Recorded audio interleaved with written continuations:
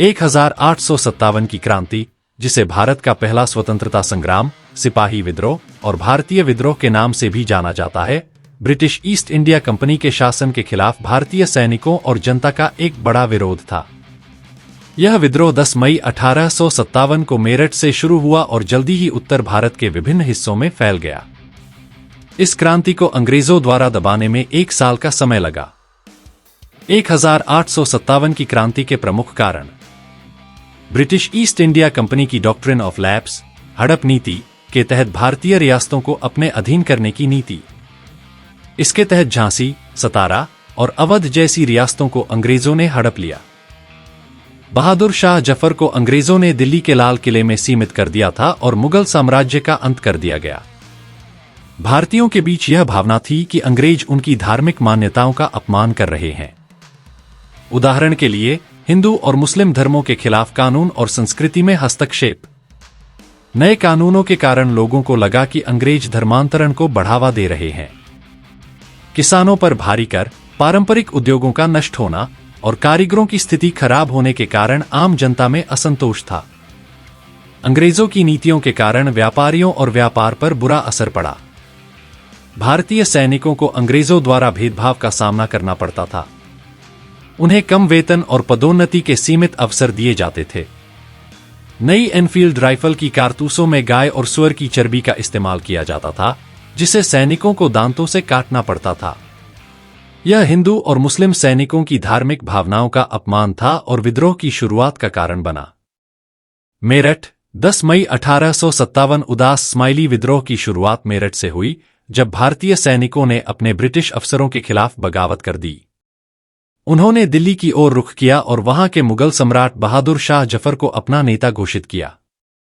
भारतीय सैनिकों को नई एनफील्ड राइफल का उपयोग करने के लिए कहा गया था, जिनके कारतूसों को दांत से काटना पड़ता था। यह कारतूस गाय और सूअर की चर्बी से बने होते थे, जो हिंदू और मुस्लिम सैनिकों की धार्मिक भावनाओं का अपमान था। इस अफवाह ने सैनिकों में असंतोष और गुस्सा पैदा कर दिया।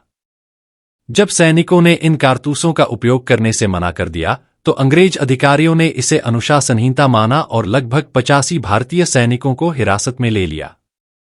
उन्हें 9 मई 1857 को अदालत में पेश किया गया और कठोर दंड दिया गया।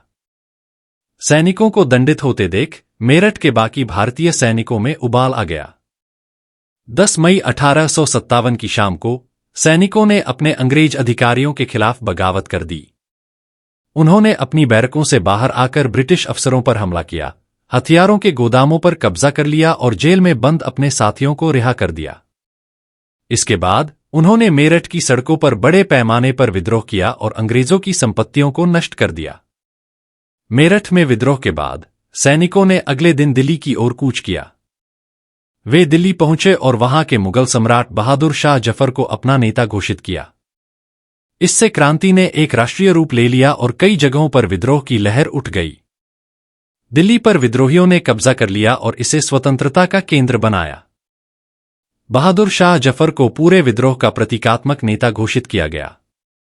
कानपुर में नाना साहब ने नेतृत्व किया और अंग्रेजों से लड़ाई लड़ी। तात्या टोपे उनके साथ प्रमुख सेनानायक थे। रानी लक्ष्मीबाई ने झांसी में अंग्रेजों के खिलाफ जंग का नेतृत्व किया। उन्होंने अपने साहस और नेतृत्व क्षमता से अंग्रेजों को कड़ी टक्कर दी। लखनऊ में बेगम हजरत महल ने विद्रोह का नेतृत्व किया और अंग्रेजों के खिलाफ संघर्ष किया। क्रांति की असफलता के कारण: नेतृत्व की कमी। विद्रोह में एक केंद्रीय नेतृत्व की कमी थी। अलग अलग क्षेत्रीय नेताओं के बीच समन्वय की कमी ने विद्रोह को कमजोर कर दिया। असंगठित विद्रोह। यह विद्रोह ज्यादातर असंगठित था और अचानक हुआ था, जिससे योजना और संसाधनों की कमी रही। अंग्रेजों की आधुनिक तकनीक। अंग्रेजों के पास आधुनिक हथियार और संचार के बेहतर साधन थे, जो विद्रोहियों के पास नहीं थे। स्थानीय राजाओं का समर्थन न मिलना। कई भारतीय राजाओं और रजवाड़ों ने अंग्रेजों का साथ दिया, जिससे विद्रोह को कुचलना आसान हो गया। ब्रिटिश शासन का सीधा नियंत्रण। 1857 की क्रांति के बाद ब्रिटिश सरकार ने ईस्ट इंडिया कंपनी के शासन को समाप्त कर दिया और सीधे भारत पर शासन करने का निर्णय लिया। इस तरह 1858 में भारत सरकार अधिनियम पास हुआ और महारानी विक्टोरिया को भारत की सम्राज्ञी घोषित किया गया। 1857 की क्रांति भारत के इतिहास में एक महत्वपूर्ण मोड़ था। यह पहला बड़ा प्रयास था जिसमें भारतीय जनता ने अंग्रेजों के खिलाफ एकजुट होकर स्वतंत्रता के लिए संघर्ष किया, जिसने आने वाले दशकों के लिए भारतीय स्वतंत्रता संग्राम की दिशा को तय किया। दोस्तों, अगर आपको यह वीडियो पसंद आई हो तो लाइक करें, शेयर करें और चैनल को सब्सक्राइब करना न भूलें।